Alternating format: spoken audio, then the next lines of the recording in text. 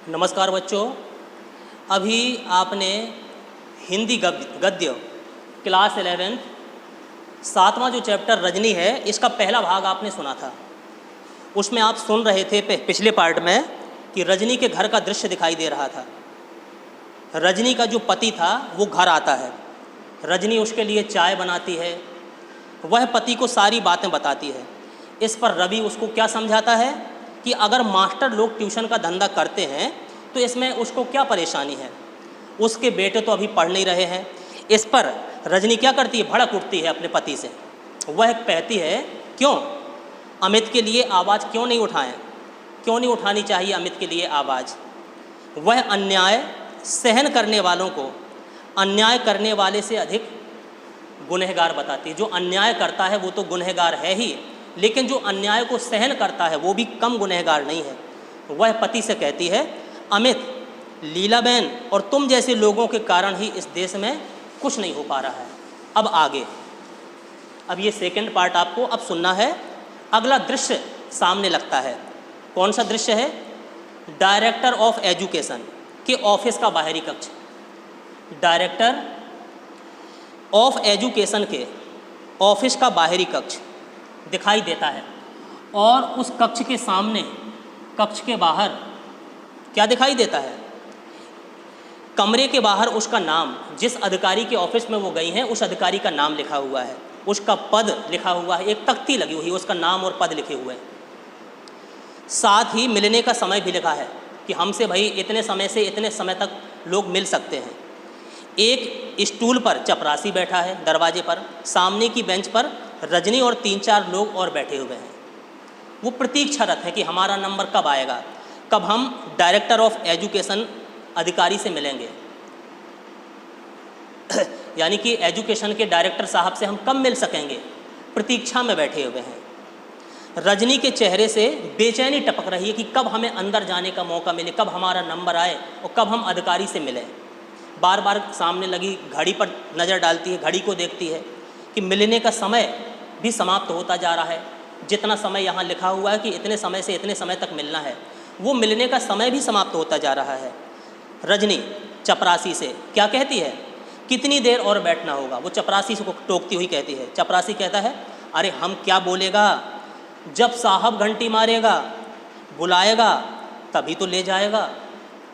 बहुत बिजी रहता है ना साहब, बहुत बिजी रहता है, इसलिए जब वो घंटी बजाएगा तब बुलाएगा आपको, तभी हम ले जाएगा।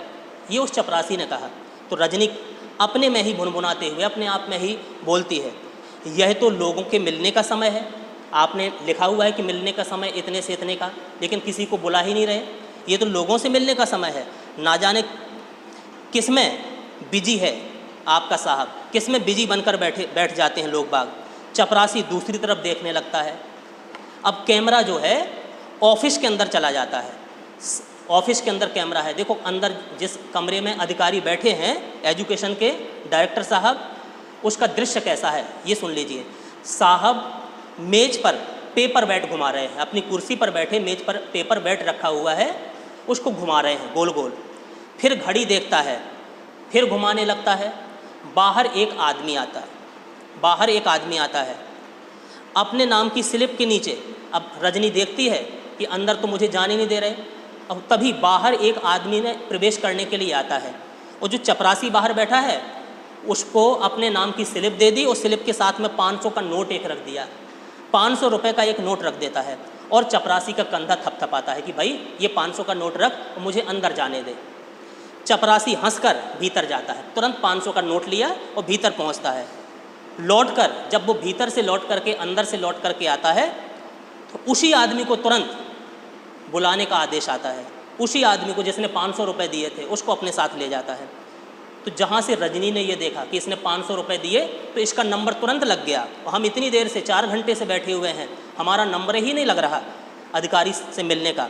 तो रजनी के चेहरे पर तनाव आ जाता है। घूर कर चपरासी को देखती है जो चपरासी ले गया था अंदर। थोड़ी देर में वो आदमी जो 500 रुपये दे करके अंदर चला गया बाहर निकलता है।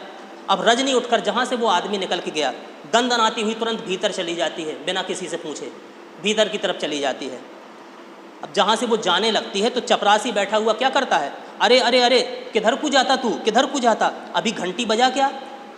तो रजनी कहती है चपरासी से, अरे घंटी तो मिलने का समय खत्म होने तक भी नहीं बजेगी। दरवाज़ा धकेल कर वो ज़बरदस्ती भीतर पहुंच जाती है, चली जाती है। चपरासी कहता, अरे कैसी औरत है, सुनतीच नहीं, मेरी बात भी नहीं सुनती है। वहाँ बैठे 2-3 लोग हंसने लगते हैं चपरासी की बात सुन करके।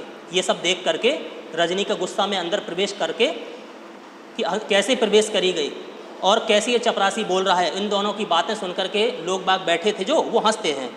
अब दृश्य कमरे का भीतर का, जब रजनी अंदर पहुंच गई डायरेक्टर साहब के पास, अब भीतर का दृश्य दिखाई देता है। जो निदेशक हैं शिक्षा विभाग के, वो कुर्सी की पीठ से टिक करके सिगरेट पी रहा है, कुर्सी से टिका हुआ और सिगरेट पी रहा है। रजनी को देखकर आश्चर्य से, रजनी को देखा उसको आश्चर्य होता है।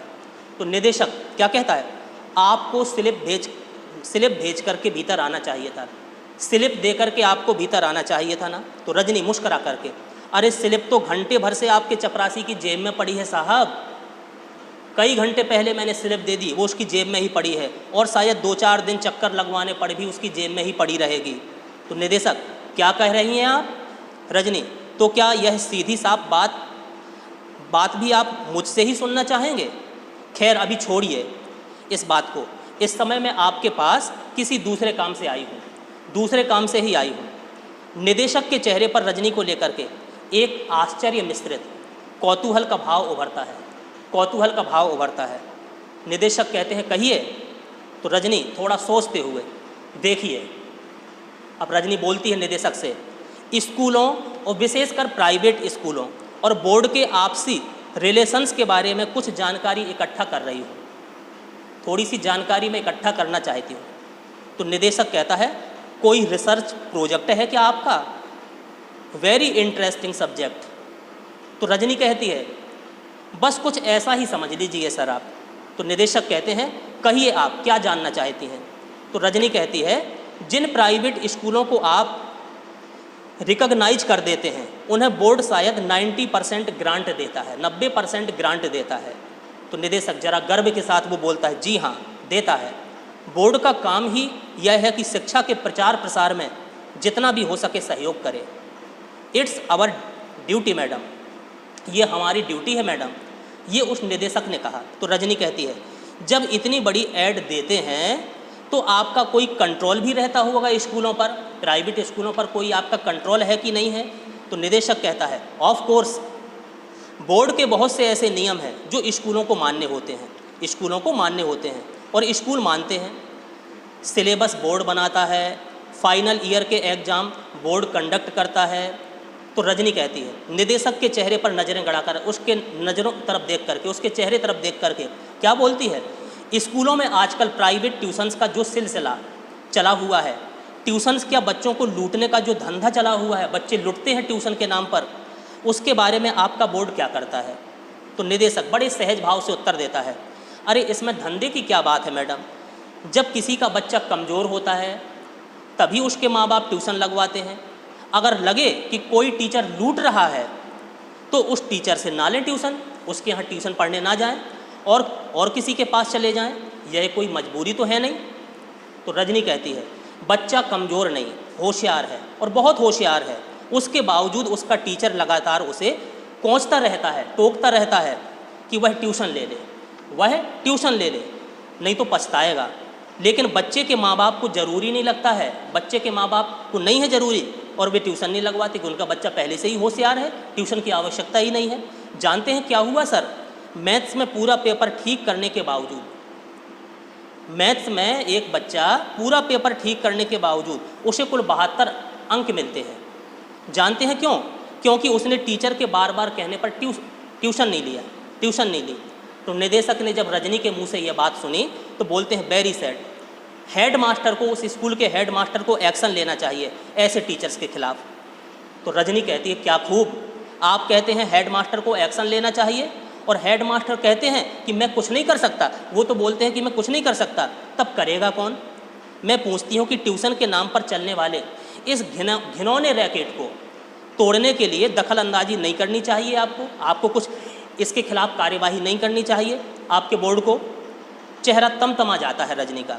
निदेशक जब रजनी से ये सारी बात निदेशक ने सुनी तो क्या कहता है, लेकिन हमारे पास तो आज तक किसी पेरेंट्स ने इस तरह की कोई शिकायत नहीं की, न किसी प्रकार की शिकायत हमारे पास इस तरह की आई है।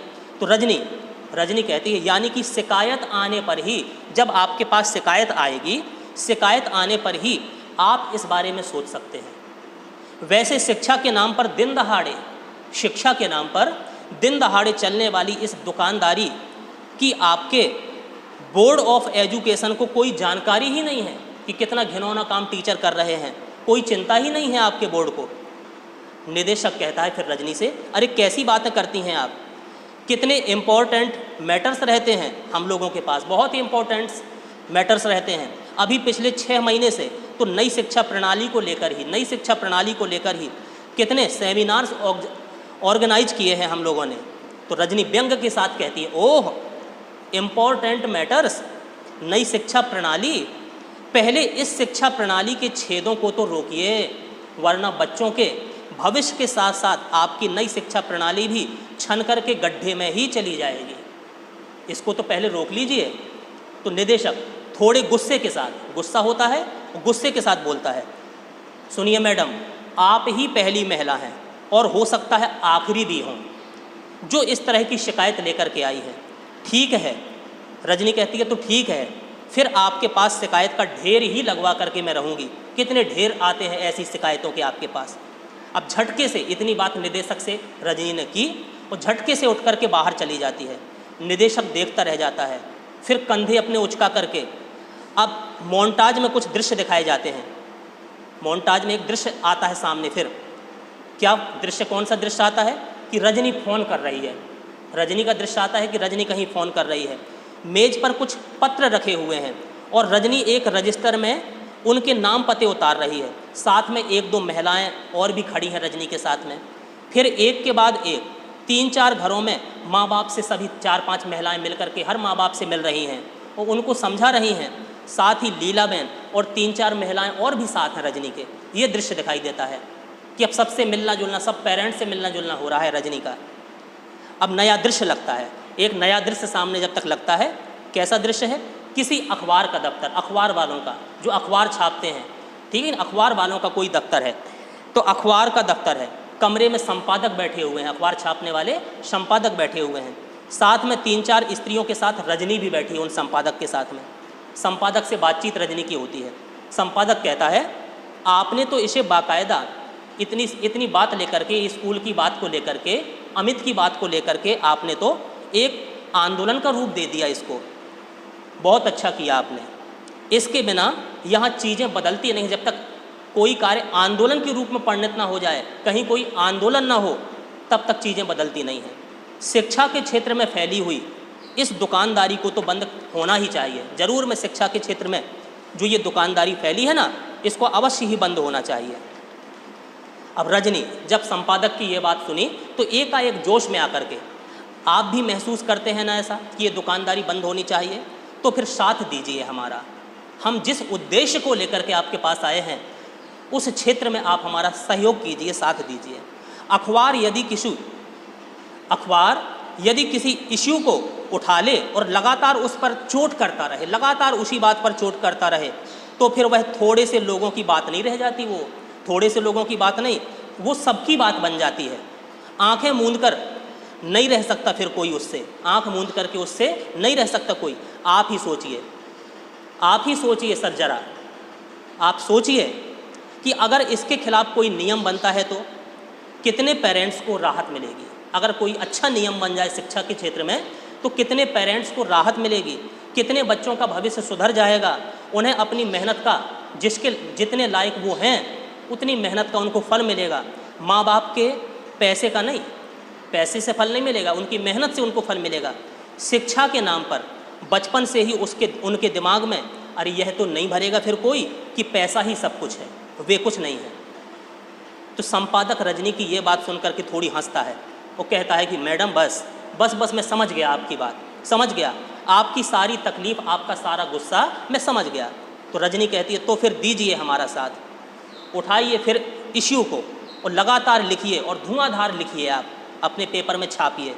संपादक कहता है, इसमें आप अखबार वालों को अपने साथ पाएंगी। अपने आंदोलन में अखबार वाले, सारे अखबार वाले आपके साथ हैं।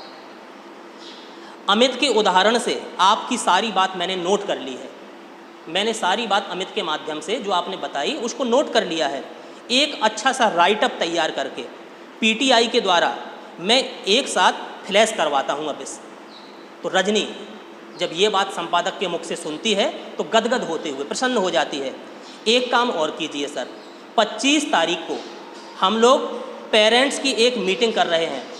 25 तारीख को हम पेरेंट्स की एक मीटिंग कर रहे हैं। राइट अप के साथ इसकी सूचना भी दे दीजिए कि पेरेंट्स मीटिंग है 25 तारीख को, तो सब लोगों तक खबर पहुंच जाएगी, सभी लोगों तक ये खबर पहुंच जाएगी। व्यक्तिगत तौर पर तो हम लोग कर ही रहे हैं, लेकिन मुश्किल है कार्य सबके घर घर पहुंचना। मुश्किल से 100-125 लोगों से हम संपर्क कर पाए हैं अभी पैदल चल चल के, एक एक के घर जाके, वह भी रात दिन भाग दौड़ करके। फिर जरा रुक जाती है रजनी और कहती है अधिक से अधिक लोगों के आने के आग्रह के साथ सूचना दीजिए कि 25 तारीख को पेरेंट्स मीटिंग है और अधिक से अधिक पेरेंट्स इस मीटिंग में उपस्थित हों। ये सूचना थोड़ा सा इश्तहार अपने पेपर में और निकलवा दीजिए। संपादक कहता है ठीक है जी। तो हम लोग सब लोग जितनी स्त्रियां इस आंदोलन में सहयोग कर रही थी सभी लोग हंसते हैं। रजनी ये हुई ना कुछ बात, संपादक से कहती है। अब अगला दृश्य लग जाता है, एक नया दृश्य जब तक शुरू हो जाता है। वो कौन सा दृश्य है? मीटिंग का स्थान, जहाँ पेरेंट्स मीटिंग होता है वो दृश्य सामने लग गया। मीटिंग का स्थान लग जाता है, बाहर कपड़े का, जहाँ मीटिंग होना है उसके बाहर कपड़े का बैनर लगा हुआ है। बड़ी संख्या में लोग वहाँ आ रहे हैं और भीतर जा रहे हैं। लोग खुश हैं, जितने लोग पेरेंट्स मीटिंग में आ रहे हैं वो सारे खुश हैं। लोगों में जोश है, उत्साह है, विरोध और विद्रोह का पूरा माहौल बना हुआ है उस मीटिंग में। दृश्य कटकर अब अंदर चला जाता है। ये तो बाहर का दृश्य कि लोग आ रहे और जा रहे। अब दृश्य अंदर पहुंचता है। अब जहाँ पर मीटिंग होना है हॉल भरा हुआ है। उस हॉल में एक तरफ प्रेस वाले बैठे हैं, अखबार वाले। इसे बाकायदा फोकस करना है, फोकस कर रहे हैं हर चीज़ को। एक महिला माइक पर से उतरती नीचे आती है, माइक पर कुछ बोली होगी, वो उतर करके नीचे आती है। हॉल में तालियों की गड़गड़ाहट हो रही है। अब मंच पर से उठकर रजनी माइक पर आती है। जिसने ये आंदोलन शुरू किया वो रजनी अब माइक पर पहुंचती है और मंच पर पहुंचती है, माइक के सामने पहुंच जाती है। पहली पंक्ति में रजनी के पति भी बैठे हैं। उस आंदोलन, अब पूरा शहर का शहर उस मीटिंग में उमड़ आया। उसके रजनी के पति भी पहुंच गए। जो कुर्सियां डली हैं आगे की कुर्सी में उसके पति भी बैठे हुए हैं। अब रजनी बोलती है, माइक पर खड़े होकर के बोलती है, बहनों और भाइयों, इतनी बड़ी संख्या में आपको उपस्थिति और जोश ही बता रहा है। आप इतनी अधिक संख्या में यहाँ पर उपस्थित हैं तो आपकी ये उपस्थिति और आपका ये उत्साह, जोश ही बता रहा है कि अब हमारी मंजिल दूर नहीं है, दूर नहीं है मंजिल। इन 2 महीनों में लोगों से मिलने पर इस समस्या के कई पहलू सामने आए। कई लोगों से हम लोग मिले, कई प्रकार के पहलू सामने आए। कुछ अभी आप लोगों ने भी यहाँ पर सुनाए, इस मीटिंग में भी कुछ पहलू आप लोगों ने सुनाए। कुछ रुक करके फिर बोलती है, यह भी सामने आया, रजनी कहती है कि यह भी सामने आया कि बहुत से बच्चों के लिए ट्यूशन ज़रूरी भी है। माएँ इस लायक नहीं होती कि अपने बच्चों को पढ़ा सकें, अपने बच्चों की पढ़ाई लिखाई स्वयं देख सकें। और पिता जैसे वे घर के किसी काम में जरा सी भी मदद नहीं करते, बच्चों को भी नहीं पढ़ाते, फिर बच्चों को भी नहीं पढ़ाते, अपने काम में ही लगे रहते हैं। अगर बच्चों पर कम ध्यान देते हैं, ठहाका कैमरा उसके पति पर भी जाए, तब कमज़ोर बच्चों के लिए ट्यूशन ज़रूरी हो जाता है। अगर माँ बाप ध्यान नहीं दे रहे और बच्चा कमज़ोर है तो उसके लिए, ऐसे बच्चों के लिए ट्यूशन आवश्यक हो जाता है। फिर थोड़ा रुक करके फिर रजनी बोलती है, बड़ा अच्छा लगा जब टीचर्स की ओर से भी एक प्रतिनिधि ने आकर के हमको बताया कि कई प्राइवेट स्कूलों में तो उन्हें इतनी कम तनख्वाहें मिलती है, प्राइवेट स्कूलों में इतनी कम सैलरी उनको दी जाती है कि अगर ट्यूशन ना करे तो उनका गुजारा ही ना हो। कई जगह पर तो ऐसा भी है कि कम तनख्वाहें दे करके ज़्यादा पर दस्तखत करवाए जाते हैं। सैलरी कम दी जाती है और ज़्यादा सैलरी पर उनके हस्ताक्षर लिए जाते हैं।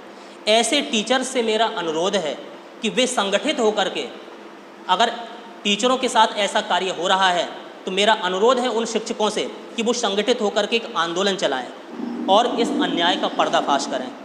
हॉल में बैठा हुआ पति धीरे से फुसफुसाता है, लो अब एक और आंदोलन का मामला मिल गया। कैमरा फिर रजनी की ओर जाता है। इसलिए अब हम अपनी समस्या से जुड़ी सारी बातों को नज़र में रखते हुए बोर्ड के सामने एक प्रस्ताव रखते हैं, एक प्रस्ताव रखेंगे कि वह कोई ऐसा नियम बनाए। अब एक एक शब्द पर जोर देते हुए रजनी बोलती है कि कोई भी टीचर अपने ही स्कूल के छात्रों का ट्यूशन नहीं करेगा, ये नियम बनाए। फिर रुक करके ऐसी स्थिति में बच्चों के साथ जोर ज़बरदस्ती करने, अगर बच्चों के साथ कोई जोर ज़बरदस्ती करता है, उनके नंबर काटने की गंदी हरकतें अपने आप ही उनकी बंद हो जाएंगी। साथ ही यह भी हो सकता है कि इस नियम को तोड़ने वाले टीचर्स के खिलाफ सख्त से सख्त कार्यवाही की जाएगी। जब आप लोग अपनी राय दीजिए। तो जहाँ से रजनी ने इतनी बात हॉल में माइक के सामने कही, सारा हॉल अप्रूव्ड की आवाज़ों और तालियों की गड़गड़ाहट से गूंज उठता है। अब नया दृश्य एक सामने लगता है, सामने एक नया दृश्य लगता है। वो कहाँ का दृश्य है? रजनी के स्वयं के फ्लैट का, रजनी का फ्लैट। अब सवेरे का समय है, कमरे में पति अखबार पढ़ रहा है। पहला पृष्ठ पलटते ही जहाँ से उसने अखबार का पहला पन्ना पलटा, रजनी की तस्वीर दिखाई देती है बड़ी। जल्दी जल्दी पढ़ता है, फिर एकदम चिल्लाता है। जहाँ से रजनी की तस्वीर देखी उसने, चिल्लाता है। पति बोलता है, अरे रजनी सुनो तो, बोर्ड ने तुम लोगों का प्रस्ताव जिस कार्य के लिए तुम लोगों ने आंदोलन किया था, उस प्रस्ताव को ज्यों का त्यों, जैसा तुम लोग चाहते थे ज्यों का त्यों उस प्रस्ताव को स्वीकार कर लिया है। जहाँ से रजनी ने ये बात सुनी, भीतर से दौड़ती हुई आती है और अखबार अपने पति से छीनकर जल्दी जल्दी पढ़ती है। चेहरे पर संतोष, प्रसन्नता और गर्व का भाव दिखाई देता है। अब रजनी, तो मान लिया गया हमारा प्रस्ताव मान लिया गया जैसा का तैसा, और बन गया यह नियम। खुशी के मारे अखबार को वो छाती से चिपका लेती है, छाती से लगा लेती है। अरे मैं तो कहती हूँ कि अगर डटकर मुकाबला किया जाए किसी भी क्षेत्र में, किसी गलत कार्य के विरुद्ध अगर कोई डटकर मुकाबला किए जाए, तो कौन सा ऐसा अन्याय है जिसकी धज्जियाँ ना बिखेरी जा सकती हों। जब रजनी के मुख से पति ने ये बातें सुनी तो मुग्ध भाव से उसको देखते हुए, I am proud of you Rajni, यानी कि रजनी मुझे तुम पर गर्व है। Really I am very proud of you, वास्तव में मुझे तुम जैसी पत्नी प्राप्त करके मुझे गर्व का अनुभव हो रहा है। ये पत्नी भी बोलता है। जब पति ऐसा बोलता है अपनी पत्नी से यानी रजनी से, तो रजनी थोड़ा इतराते हुए अपने पति से कहते हूँ, 2 महीने तक लगातार मेरी धज्जियाँ बिखेरने के बाद, 2 महीने तक तो आप लगातार मेरी धज्जियाँ बिखेरते रहे और अब कहते हैं मुझे आप पर गर्व है। दोनों हंसने लगते हैं। उसी समय लीलाबेन, कांति भाई और अमित का प्रवेश। तो लीलाबेन क्या कहती है, उस दिन तुम्हारी जो रसमलाई रह गई थी ना, वह आज खाओ। आज तुम्हारा संकल्प, आज तुम्हारा सपना पूरा हुआ। कांति भाई कहते हैं, और सबके हिस्से की ही तुम ही खाओ, सभी के हिस्से की रजनी तुम्हें ही मिठाई खानी है। अमित दौड़ करके अपने हाथ से उसे रसमलाई खिलाता है। रजनी को अपने हाथ से रसमलाई अमित खिलाता है, पर रजनी उस रसमलाई को छुड़ा करके अमित के मुंह में ही डाल देती है। ये दृश्य देख करके जितने सदस्य वहाँ होते हैं सब हंसने लगते हैं। हंसी के साथ ही धीरे धीरे दृश्य समाप्त हो जाता है। तो ये पाठ अभी आपने, जिसका शीर्षक रजनी लिया गया था, जो बहुचर्चित मन्नू भंडारी जी का एक टीवी सीरियल बन गया था, एक धारावाहिक के रूप में प्रसारित किया गया था। बहुत सारे धारावाहिक रजनी नाम से प्रसारित किए गए थे, ठीक है। तो ये एक उनकी लिखी हुई पटकथा है मन्नू भंडारी जी की, जो अभी आपके सामने वर्णित की गई। आपने इस पाठ को पढ़ा होगा। अगर निश्चित रूप से निश्चित लक्ष्य के सामने हम बढ़ने लगें और अपने कदमों को पीछे न करें, पूरे उत्साह जोश के साथ लगन के साथ किसी कार्य के लिए हम आगे बढ़ें, तो सफल हम अवश्य हो जाते हैं। ये सीख हमें ये पाठ देता है। आपको संभवतः यह पाठ समझ में आया होगा। इस पाठ को भी आपको बार बार पढ़ना है, समझना है। कहीं कोई दिक्कत होती है आपको पूछना है। इसलिए अब इस पाठ को यहीं समाप्त करते हैं। धन्यवाद।